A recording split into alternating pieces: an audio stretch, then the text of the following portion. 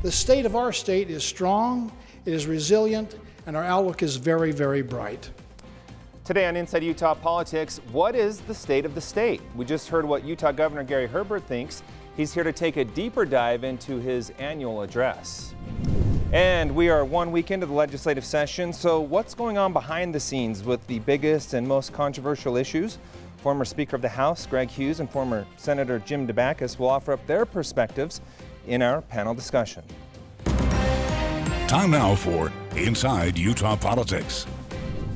Good Sunday morning, and thanks so much for joining us for Inside Utah Politics. I'm Glenn Mills. We begin this morning with Governor Gary Herbert and a closer look at his State of the State address. Governor, welcome back to the show. Always great to have you here. Great to be back. It's a highlight of the week.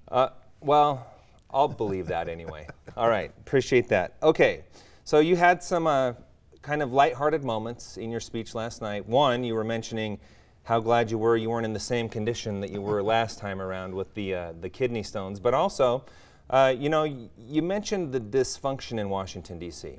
What was the strategy in bringing that up and relating it to how it impacts us here in the state of Utah? Well, if you've had kidney stones, you can relate to the dysfunction of Washington, D.C. because it feels like that kind of pain. I've never had them, and I'll take your word for it because I've heard others say the same thing. It's bad. The contrast, though, between not getting things done in Washington, D.C. and constantly kicking the can down the road and procrastinating making decisions is just the antithesis to how we do it here in Utah. We do get things done.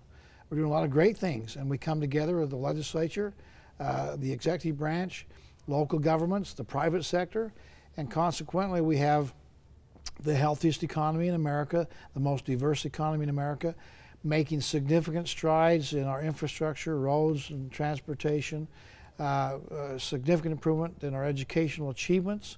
We're in top 10 now as a state in virtually every measurable way in education.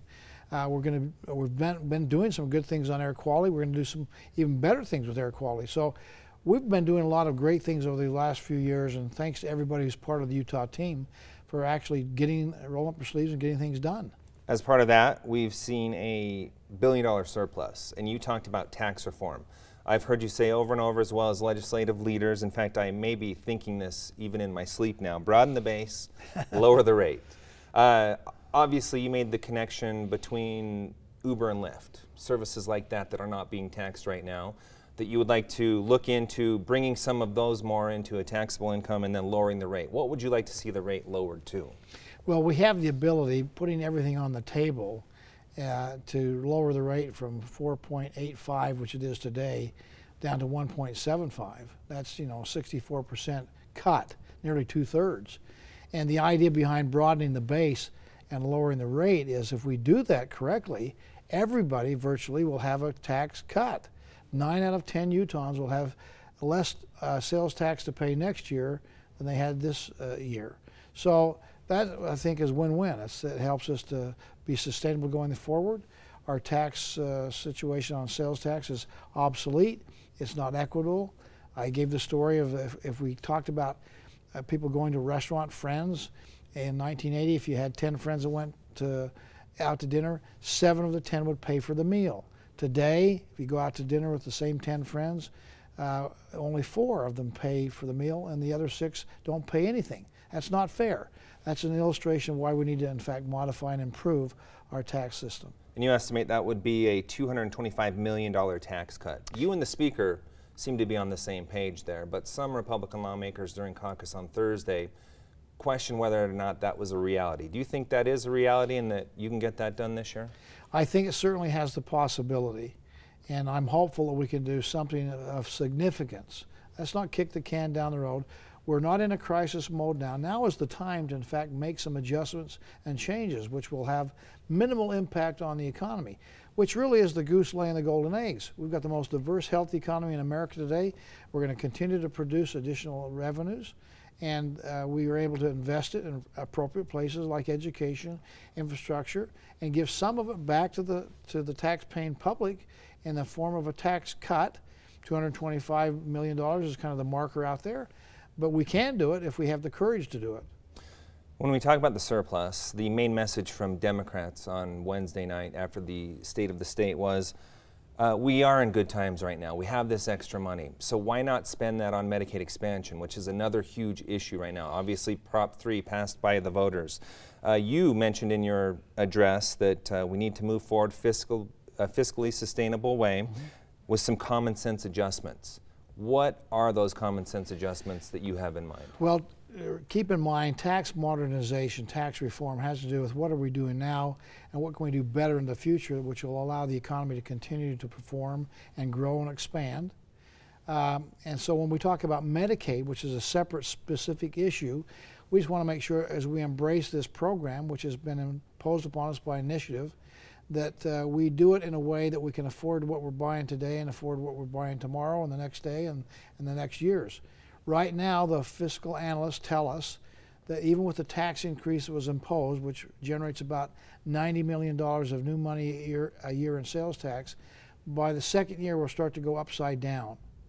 So it may be good for a couple of years, but what do we do going beyond that? So there's some abilities for us to put some safeguards and things in place to make sure it's fiscally sustainable, is what I've talked about. And frankly, there's some common sense things that we can do that will make that to happen. What are some of those specifically? Well, the hospitals, for example, have some windfall. They've stepped up and said, maybe we can help here. We can probably adjust on the inflationary index. They have like a 5% growth factor every year, which is more than inflation's going. That's probably too much. We can cut that down to maybe 2%, make it more fiscally stable. We can work on cutting health care costs and making sure that everybody's covered from 0 to 138%, but do it in a way that's sustainable.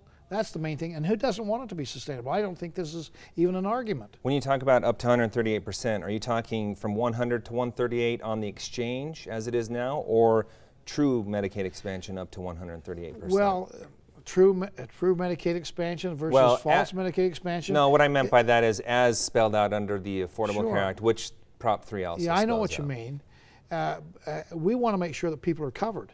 Whether you're in the federal exchange from 100 to 138%, or whether you're in the Utah responsibility from 0 to 100%, it doesn't matter. Right now, they have the ability to get into the federal exchange over 100%. We've got to cover the donut hole, those who are in the gap of 0 to 100%. And there's probably more than one way to do that, by the way. And so we're looking, that's the part of get waivers. Can we get them? If we can, we have everything that everybody wants. If we don't get the waivers, then we'll go to a traditional expansion of 90-10 split. The end result is basically the same thing. What are your thoughts on Representative Ray Ward's bill? His bill would to implement it the way it is under Prop 3, and then if you get the waivers, then begin to adjust. Or in other words, let's wait and see how this plays out before we react to it. Well, again, I think his arguments are pretty logical, and I think we have time. I'm going back in this next month to meet with the Vice President, also the Department of Health, Seema Verma, and others, to see if we can't renew our quest from the waivers. I think there's a good chance we'll get those, by the way. But that'll take some time for them to go through the process to say yay or nay. And so what we're doing is building a bridge between now and then.